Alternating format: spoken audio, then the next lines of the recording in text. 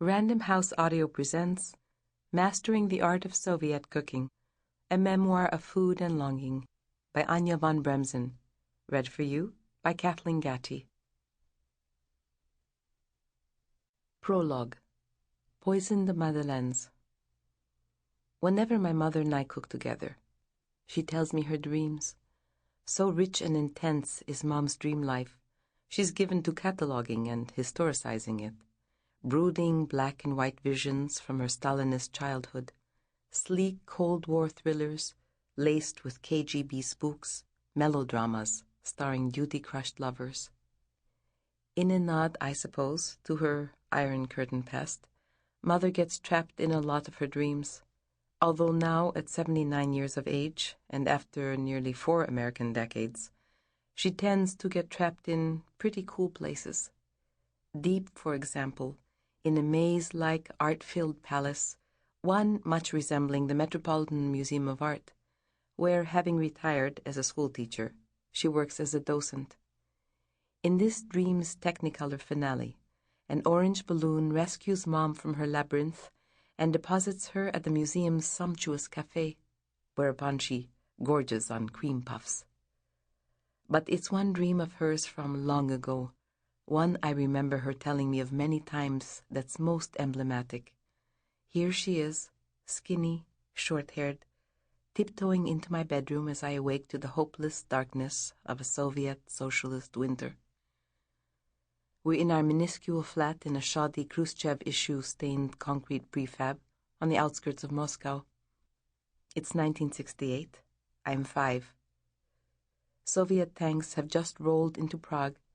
My dad has abandoned us recently, and we've moved here from a Kafkaesque communal apartment near the Kremlin, where 18 families shared one kitchen.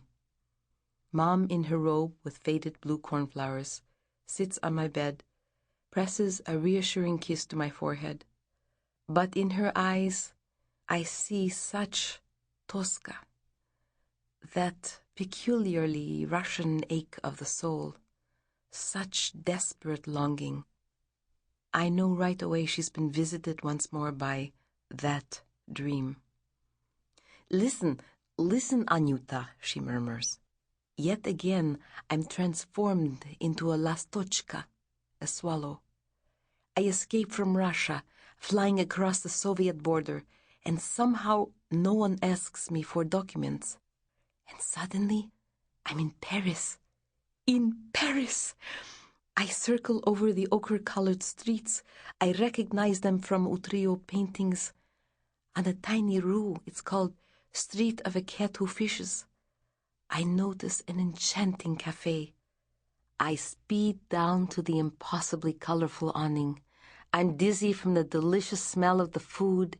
Everything inside me is aching to taste it, to join the people inside. At this point, my mother always woke up, always on the wrong side of the entrance, always ravenous, overwhelmed by yearning for a world beyond the border she was never destined to see, by nostalgia for flavors that would forever elude her. All happy food memories are alike. All unhappy food memories are unhappy after their own fashion.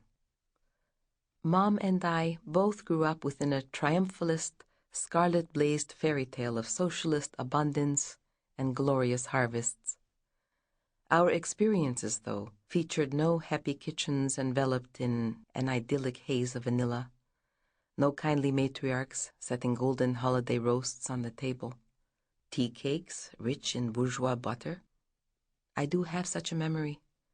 It's of Mom reading Proust aloud in our Khrushchevian slum, me utterly bored by the Frenchman's sensory reveries, but besotted with the idea of the real edible cookie.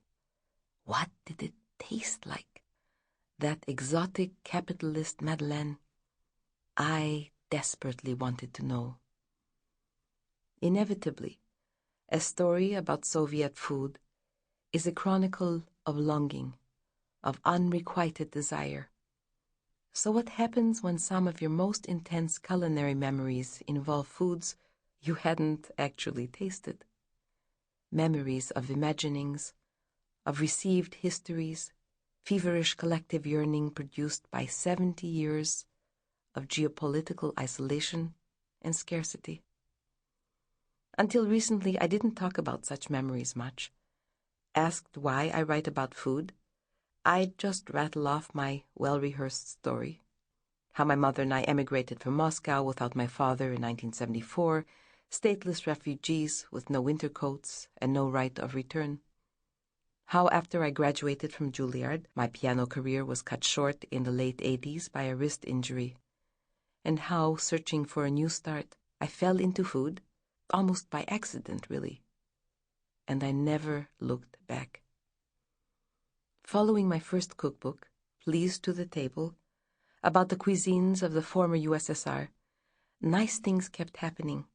Exciting magazine stories, more cookbooks, awards, almost 2 decades of travel and memorable meals. Here's what I rarely mentioned.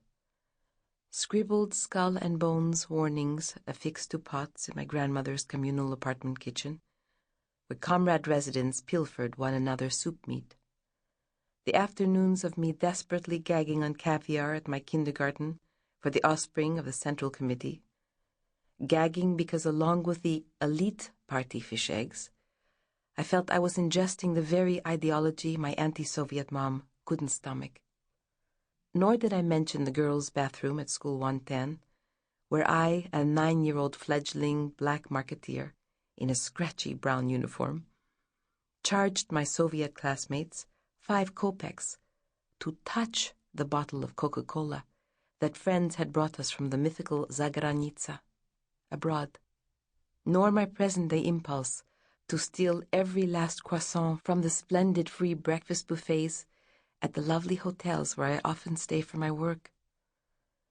What would be the point of confessing my constant feeling of inhabiting 2 parallel food universes?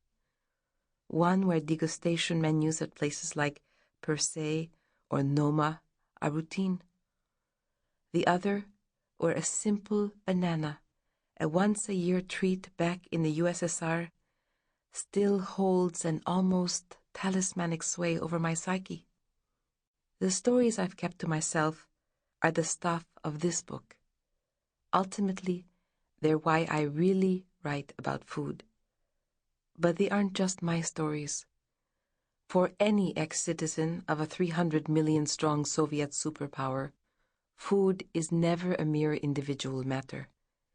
In 1917, bread riots sparked the overthrow of the Tsar, and 74 years later, catastrophic food shortages helped push Gorbachev's floundering empire into the dustbin. In between, 7 million people perished from hunger during Stalin's collectivization. 4 million more starved to death during Hitler's war. Even in calmer times under Khrushchev and Brezhnev, the daily drama of putting a meal on the table trumped most other concerns. Across 11 time zones, the collective socialist fate of standing in food lines united comrades from the Union's 15 ethnic republics.